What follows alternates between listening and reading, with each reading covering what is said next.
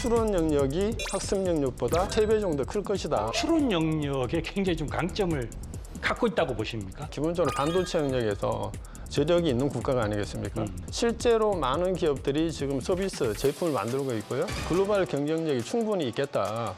엔비디아처럼 그렇게 커질 수도 있다는 얘기입니까? 경쟁에서 이기는 기업은 제2의 엔비디아가 될 수 있다. 제2의 엔비디아가 국내 기업이 될 수 있다. 정말로 희망합니다.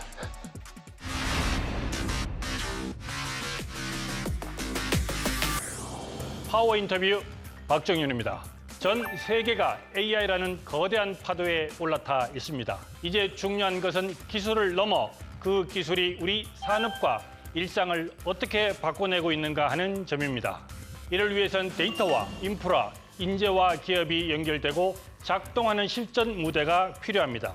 글로벌 AI 강국을 향한 대한민국의 전략은 지금 어디까지 와 있는지 점검해 보겠습니다. 오상진 인공지능산업융합사업단장을 소개합니다.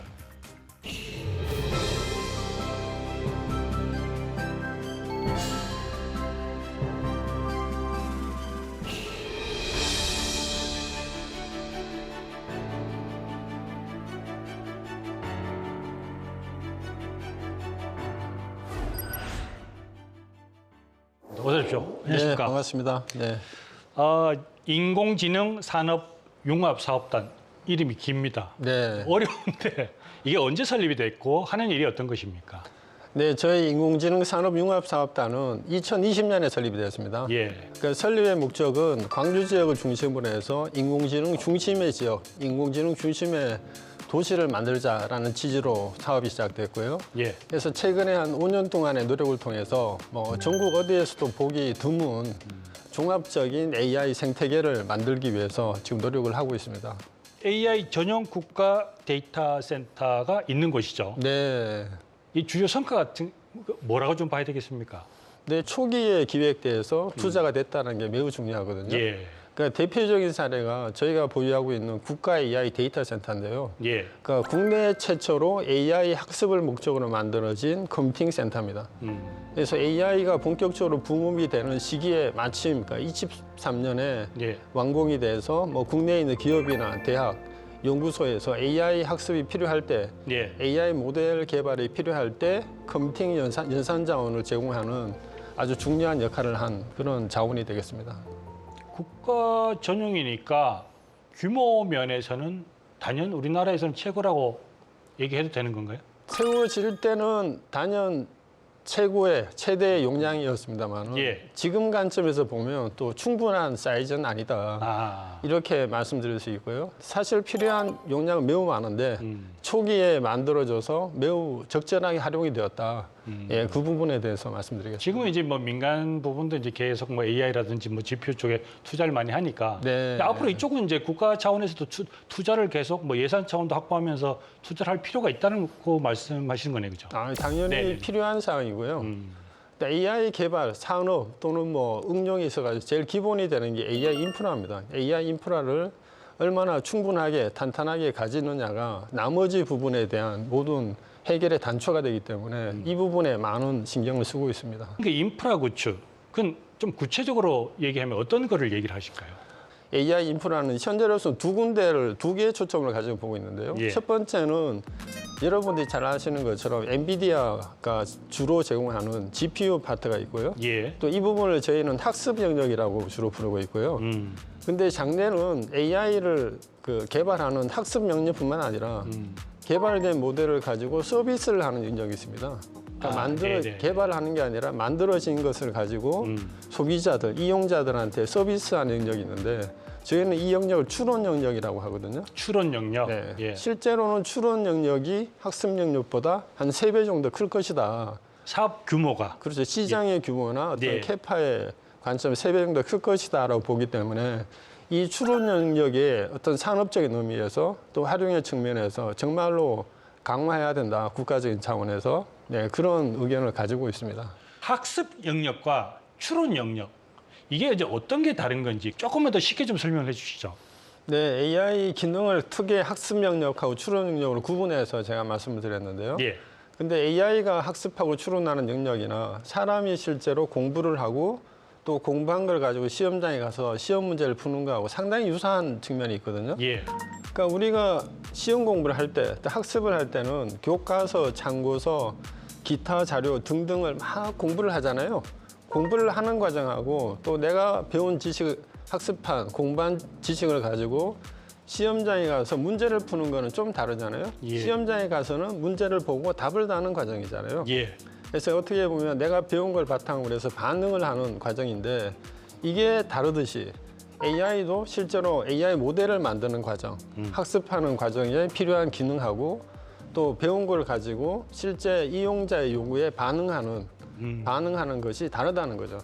그래서 두 가지, 그 학습 영역하고 추론 영역의 기능이 다르고 여기에 적합한 반도체 모양이 다르고 해서 별도의 시장이다. 그런데 다행히 우리나라에서는 배운 걸 가지고 반응하는 이 추론 시장에서 매우 경쟁력이 있다는 거죠. 예.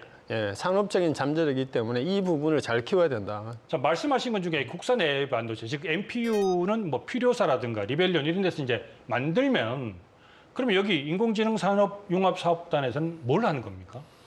예, 저희는 국산 반도체 실증 사업을 하고 있는데요. 예. 실증 사업이라는 것은 기존에 외산 반도체를 가지고 서비스하는 AI 서비스가 있으면 외산 반도체를 빼고 국산 반도체를 집어넣어서도 서비스가 제대로 되는지를 검증을 하는데요. 그러니까 저희가 실증한 사례로 봐서는 국산 반도체가 매우 효용이 있다. 가격도 싸지만 전기도 덜 소비하는 그런 구조로 만들어져 있다는 걸 확인하는 상황이 있고요. 또 하나 저희가 이제 크게 기획하는 것은 국산 반도체를 가지고 대규모 서비스를 장려해야 될 필요가 있습니다. 대규모 서비스를 준비하기 위해서 국산 반도체 전용의 컴퓨팅 센터를 만드는 것을 지금 기획을 하고 있습니다. 근데 이런 기획들, 이런 노력들이 합쳐지면 정말로 이제 AI 강국으로 가는데 중요한 기반이 된다라고 말씀드리겠습니다. 그 우리나라는 조금 추론 영역에 굉장히 좀 강점을 갖고 있다고 보십니까? 산업이나 네. 인프라나 인재나 이런 부분들에 있어서? 네, 그렇죠. 되게 중요한 부분인데요. 예. 저희가 이제 GPU 영역은 엔비디아가 글로벌 시장을 거의 독점하고 있잖아요. 그건 완전히 기술적인 부분이니까. 그렇죠. 예. 국내도 마찬가지고요. 근데 이런 되게 매우 큰 중요한 시장에서 우리나라도 잠재력이 있다는 거죠. 예. 그러니까 우리나라가 기본적으로 반도체 영역에서 저력이 있는 국가가 아니겠습니까? 그 그렇죠. 외에도 이제 연산 분야에서도 많은 그 학습이 되어 있는 상태이기 때문에 AI를 가지고 서비스를 하는 영역, 다시 말씀드리면 추론 영역에서는 실제로 많은 기업들이 지금 서비스, 제품을 만들고 있고요. 예. 이 서비스를 가지고 저희 사업단에서 실제 검증을 해본 결과 글로벌 경쟁력이 충분히 있겠다. 잘 육성하면 정말로 중요한 산업으로 발전하겠다라는 저희 나름대로의 이제 자신감을 가지고 있고요. 예. 또 이런 측면에서 이 사업을 제대로 키워야만이 이 자체도 큰 사업이지만 다양한 서비스가 접목돼서 저가로 서비스를 하기 위해서는 예. 이런 기반이 또 탄탄해야 되지 않겠습니까? 그러니까 전체 AI 산업 육성 측면에서 매우 중요한 영역이다. 그렇게 또 강조해서 말씀드리겠습니다. 그러면 앞으로 필요사나 리벨리온이 엔비디아처럼 그렇게 커질 수도 있다는 얘기입니까? 저는 실제 모든 가능성은 열려 있는 상태거든요. 예. AI 기술은 지금 급속하게 발전하는 단계고 아까 말씀드린 것처럼 추론 시장은 정말 커질 때고 경쟁은 치열한 상태지만 여기서 경쟁에서 이기는 기업은 제2의 엔비디아가 될 수 있다. 그렇게 말씀드리겠습니다. 제2의 엔비디아가 국내 기업이 될 수 있다. 그렇게 되기를 정말로 희망합니다. 알겠습니다. 그 인프라 중에 또 가장 중요한 게 바로 그 인재라는 부분인 것 같아요. 그러니까 아마 또 여기 지금 역점을 두고 있는 게 인공지능 사관학교 운영. 네. 이것도 굉장히 큰 성과를 좀 많이 냈는데 어느 정도 규모로 좀 진행되고 있고 또 얼마 정도의 사람들이 좀 배출됐습니까? 인공지능 산업 육성을 위해서 인재가 중요하지 않겠습니까? 근데 인재 육성을 위해서 저희 사업단에서 2020년부터 매년 300명씩 학생들을 교육시켜서 수료를 시키고 있거든요. 예. 그러니까 그 학생들 중에 대략 한 70% 이상이 관련되는 직종에 취업을 하든지 아니면은 창업을 통해서 여러 가지 또 활동을 활발하게 하고 있는데요. 예. 그래서 이런 성과들은 매우 이제 성공적인 사례로 평가를 지금 받고 있는 상황이 되겠습니다. 여기 보니까 제가 이제 홈페이지를 들어가 보니까 AI 인재 양성이 이렇게 돼 있고 뭐 융합대학원, 직무 전환 교육, 그다음에 AI 고급 인재 양성 이게 전부 다 사관학교의 역할을 하는 것이죠. 네, 사관학교에서 조금 전에 말씀드린 것처럼 1년 단위 교육을 하고 있고요. 예. 또 사관학교 학생들 외에 대학에 또 AI 프로그램을 만들도록 지원을 해서요. 대학에 있는 학생들을 별도로 교육하는 과정이 있고요. 예. 또 하나는 직장에서도 AI에 대한 수요가 있지 않겠습니까? 예. 직장에 있는 분들한테 온라인 또는 오프라인, 그러니까 현장에서 교육하는 그런 프로그램을 같이 통합적으로 운영을 하고 있습니다.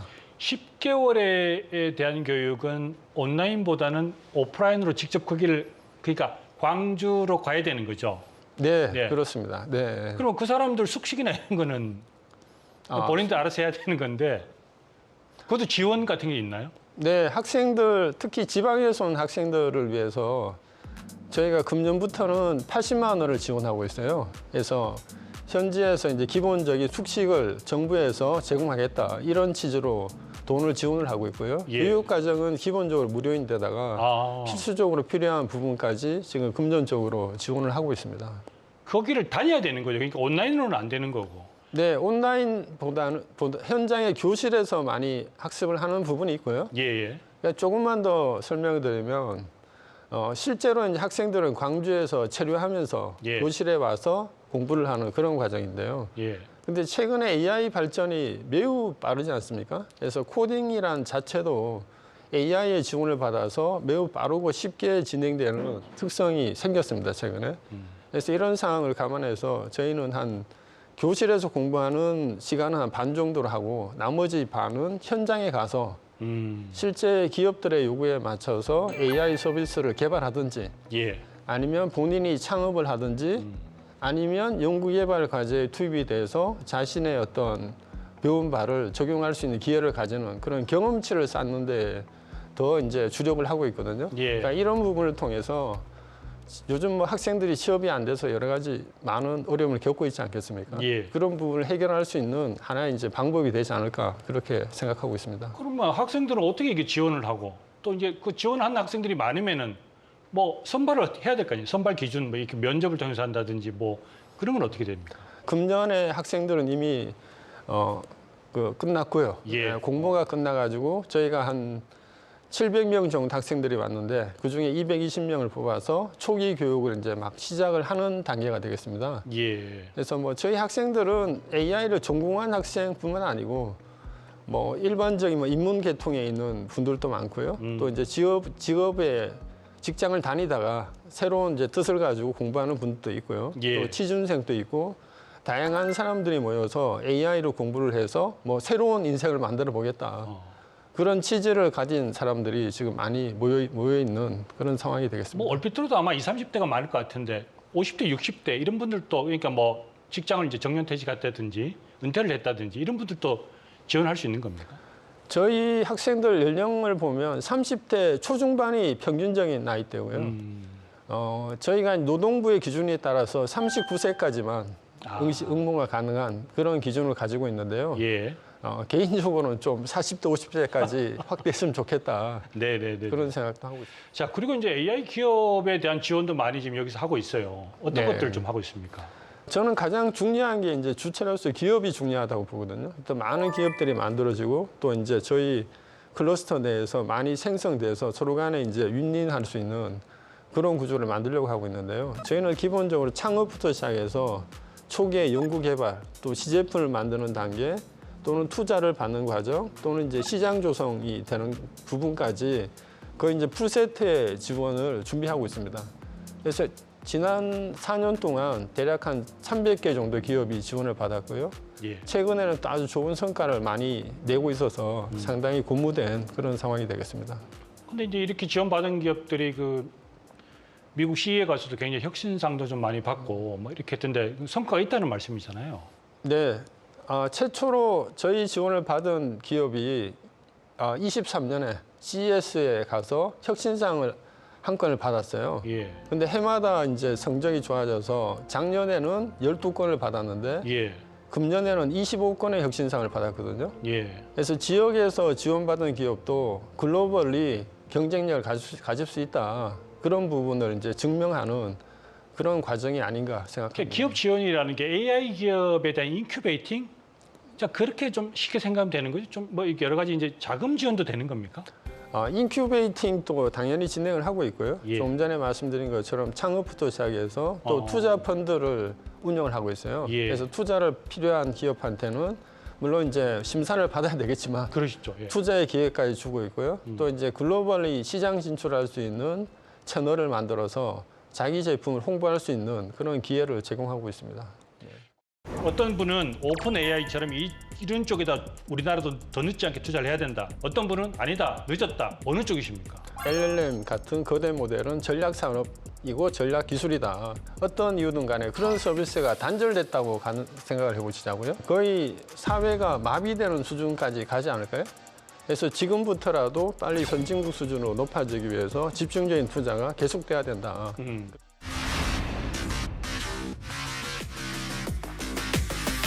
올해 이제 추진하는 게 바로 그 연구개발 사업 AX 실증밸리 사업입니다. 어떤 네. 방향으로 좀 가고 있습니까? 네, 저희가 금년 하반기부터 AX 실증밸리 조성 사업을 지금 추진을 할 텐데요. 한 2년 정도 기획을 했습니다. 그래서 중요한 테마가 3개가 있는데요. 하나가 이제 모두 AI 분야가 되고요. 또 하나는 모빌리티 분야, 세 번째가 에너지 분야가 되는데요. 모두 AI는 일상의 삶, 도시의 문제 또는 뭐 의료, 복지 이런 문제를 AI를 통해서 해결하는 주제가 대부분이고요. 예. 또 모빌리티 분야는 모빌리티 분야, 그러니까 자동차 분야가 우리나라에 굉장히 중요한 산업이잖아요. 네. 그러니까 자동차 분야가 자율주행을 통해서 미래의 모양이 매우 다르게 전개될 텐데 예. 이 분야에서도 집중적으로 연구 개발이 필요하겠다라는 취지에서 기획하고 있는 분야가 되고요. 네. 세 번째가 에너지 분야입니다. 에너지 분야도 AI와 또 하나의 중요한 게 AI를 구동하기 위한 에너지가 중요하잖아요. 그래서 이제 광주 전남에 있는 많은 신재생 에너지 또 이걸 활용하는 뭐 AI 인프라 등등 또 소비 측면 생산과 소비를 맞춰가는 그런 부분에서 AI가 역할을 하겠다라는 취지에서 기획을 하고 있습니다. 야, 2년간 기획을 하셨는데 2030년까지 모두의 AI, 미래 모빌리티 그리고 에너지 정말 핵심적인 내용이 다 들어가 있는 부분입니다. 네. 그러니까 이런 과정에서 광주의 역할은 뭡니까? 실제 저희가 2단계 사업, 그러니까 AX 실증밸리 조성 사업을 추진하는 모토가 광주를 빌려드립니다입니다. 광주 광역시를 대상으로 기획을 했는데요. 이제는 이제 전남 광주 통합 특별시로 확장이 되겠습니다만은 그렇죠. 기본적인 개념은 같다고 봅니다. 같다고 보는데 광주를 빌려드립니다라는 말에서 의미하는 것처럼 실제 AI를 개발하기 위해서는 문제가 되는 현장에 접근해서 데이터를 모으고 학습을 통해서 서비스를 만드는 게 필요하잖아요. 네. 근데 이게 임의로 어느 시도의 어떤 시설에 가서 그런 행위를 한다는 게 매우 어렵습니다. 실제로 기업 입장에서는. 예. 그래서 이게 광주라는 지역에서는 아주 쉽게 진행이 되도록 하겠다. 그래서 광주시 전체를 하나의 AI 개발을 위한 실험실로 만들겠다라는 게 기본적인 개념입니다. 그래서 이 사업을 위해서, 이 모양을 위해서 광주 지역에서도 3,300개 이상 공공 인프라를 AI 개발용, 학습용으로 공개하겠다라는 정책을 하고 있고요. 또 주변의 많은 혁신기관들이 같이 동참해서 연구개발을 지원하겠다라는 것이 저희 계획의 기본적인 그림이 되겠습니다. 그 광주 전남이 7월 이후에 이제 통합이 되면 오히려 그 역할이나 규모는 조금 더 커지겠죠. 네. 그렇죠. 광주 전남 통합이라는 것이 행정구역만의 통합이 아니고 그렇죠. 실제로 AI 개발을 위해서는 다양한 요소들이 많이 필요하잖아요. 앞서 말씀드린 것처럼 인프라도 있어야 되고 또 인재도 있어야 되고 기업도 있어야 되고 또 이제 행정기관의 적극적인 노력도 필요한데요. 이걸 가지고 저는 생태적인 산업이라고 부르거든요. 여러 가지 요소가 있어야만이 예. 제대로 기능을 발휘한다라는 취지인데 근데 광주가 아니라 광주 전남을 통합되면 이 생태계가 커지는 거잖아요. 네. 광주에 있는 AI 인프라 또 전남 지역에 있는 다양한 인프라가 합쳐지면 더 큰 생태계가 만들어지고 더 큰 부가 만들어지고 일자리도 더 많이 만들 수 있겠다라고 생각하고 있습니다. 정말 이 분야에서는 굉장히 전문가이신데 그럼 생각하실 때 AI 산업, 우리나라 AI 산업의 생태계를 구축하기 위해서 가장 중요한 요소는 뭐라고 보시는 겁니까? 네, 작년하고 금년 상황이 저는 다르다고 생각되는데요. 작년만 하더라도 AI를 육성하기 위한 다양한 요소 중에서 가장 필요한 것이 GPU였습니다. 그러니까 연산 자원이 없기 때문에 다른 요소들이 아무리 많아도 뭔가 제대로 개발할 수 없는 그런 상황이었는데 금년만 하더라도 그 상황이 많이 호전됐어요. 정부의 어떤 강력한 정책에 따라서 많은 GPU들이 만들어지고 또 민간에서 상업 측면에서 많은 인프라가 만들어졌기 때문에 많은 부분이 호전되고 있다. 이렇게 말씀드릴 수 있는데요. 그 외적으로도 지금 중요한 것은 실제 기업들이 다양한 아이디어를 가지고 서비스를 만들 수 있는 부분을 적극적으로 지원하는 것이 필요하다. 저는 특히 이제 강조돼서 진행돼야 되는 것이 1인 창업 같은 소수의 인력이 자기의 아이디어를 AI를 통해서 구현할 수 있는 이 과정을 지원하는 것이 매우 중요하다고 보거든요. 예. 실제 청년들이 일자리 찾기가 어려워지는 구조로 가고 있고요. 또 현재 또 다른 측면에서 보면 AI 기술을 통해서 창업하기는 매우 쉬워지는 그런 상황으로 가고 있잖아요. 예. 그래서 이 부분을 강조하는 것이 중요하다고 생각합니다. 그렇다면 앞으로 5년, 6년, 10년 뒤에 우리 주변에서는 다 AI 제품들, 이게 AI구나라고 생각 들고 로봇들이 막 돌아다녀. 이런 게 그러면 5년, 10년 확 다가올 수 있다는 얘기인가요? 최근에 AI가 발전하는 추세를 보면 한 10년 후의 미래는 어느 정도 가늠이 가능하다. 그런 생각을 하고 있는데요. 예. 우리가 특히 이제 일자리에 직장의 모양이 많이 바뀔 거라고 생각이 되는데요. 우리가 흔히 얘기하는 뭐 데스크에서 하는 많은 일들이 아마 90% 이상이 AI로 대처되든지 AI의 지원을 받든지 그런 형태로 바뀔 것 같고요. 예. 또 한 가지 중요한 것이 피지컬 AI라는 분야가 있잖아요. 그러니까 AI의 지능화된 능력을 가지고 실제 기계, 그게 로봇이 되건 아니면 뭐 자동차가 되건 또 다른 기계가 되건 여러 가지 기계에 AI가 접목돼서 피지컬한 영역, 물리적 영역까지 기계가 많이 대처하는 그런 상황이 될 걸로 예측이 되기 때문에 여기에 대한 뭐 조직 차원에서 또 개인 차원에서 준비가 필요하다고 생각합니다. 자, 그럼 또 이런 질문을 좀 드릴게요. 어떤 분은 오픈 AI처럼 이런 쪽에다 우리나라도 더 늦지 않게 투자를 해야 된다. 어떤 분은 아니다, 늦었다. 오히려 이 고속도로가 깔려 있기 때문에 거기에 이제 좋은 편의점이나 좋은 휴게소를 많이 차려서 오히려 그쪽의 산업을 더 육성시키는 게 더 좋다. 어느 쪽이십니까? 앵커님이 말씀하신 거는 뭐 최근에 논란이 됐던 파운데이션 모델을 정부에서 국가 차원에서 집중적으로 해야 되느냐 말아야 되느냐 예. 그 주제로 제가 이해가 되는데요. 저는 해야 된다고 생각하는 편이거든요. 왜 이런 말씀을 드리냐면 AI는 전략 산업입니다. 전략 기술입니다. 그래서 전략 기술이라는 걸 달리 말씀드리면 최근에 여러분들이 LLM 같은 서비스를 많이 쓰고 계시잖아요. 예. 업무적으로 또는 공부할 때 많이 쓰시는데 만약에 어떤 이유든 간에 그런 서비스가 단절됐다고 생각을 해보시자고요. 미래의 어떤 시점에 어떤 사연이 됐든 간에 그런 상황이 됐을 때는 거의 사회가 마비되는 수준까지 가지 않을까요? AI의 도움을 받다가 갑자기 도움이 없어진 상태를 가정을 한다면 그러니까 그런 상황을 생각했을 때 저는 AI 기술, 특히 LLM 같은 거대 모델은 전략 산업이고 전략 기술이다. 그래서 지금부터라도 빨리 선진국 수준으로 높아지기 위해서 집중적인 투자가 계속돼야 된다. 그렇게 생각합니다. 국가 차원에서 그건 꼭 필요하다. 예, 네. 네. 그리고 또 하나가 지금 온 지자체가 보면 다 이렇게 나와서 얘기하시는 거 보면 우리도 AI 하겠다, 뭐 AI 단지를 조성하겠다 다 그렇게 하는데 그럼 이렇게 전국에 AI 단지가 다 퍼져 있는 게 맞는 건지 아니면 집중적으로 몇 군데를 딱 선정을 해서 집중적으로 육성하는 게 맞는 건지 그거에 대해서는 어떻게 생각하십니까? 저는 집중할 필요가 있다. 그렇게 다시 한번 좀 말씀드리고 싶은데요. 우리가 경쟁이 지역 간의 경쟁이 아니잖아요. 국가 간의 경쟁, 세계적인 경쟁 속에서 AI를 육성해야 되는데 국가의 중요한 자원을 여러 군데 분산시키면 아무래도 시너지도 떨어지고 산업 클러스터로서의 경쟁력이 떨어지지 않겠습니까? 그런 상황에서는 글로벌 경쟁이 어렵다. 그래서 집중적으로 만들어서 세계적인 수준의 서비스를 만들 수 있는 구조로 만들어야 된다. 그렇게 말씀드리고 싶습니다. 자, 오늘 뭐 중요한 말씀 참 많이 주셨는데 마지막 질문을 좀 드려야 될 것 같습니다.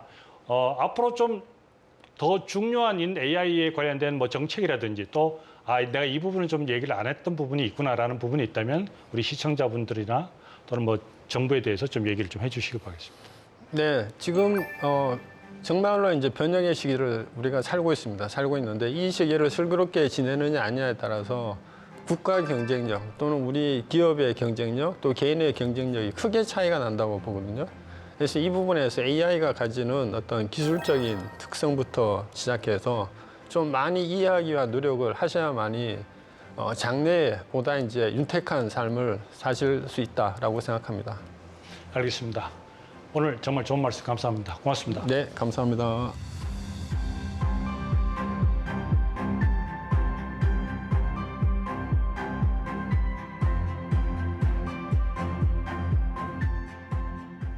네, 오늘 말씀 잘 들었습니다. 광주의 AI 실전 무대가 글로벌 혁신을 이끄는 표준으로 자리 잡길 기대하겠습니다.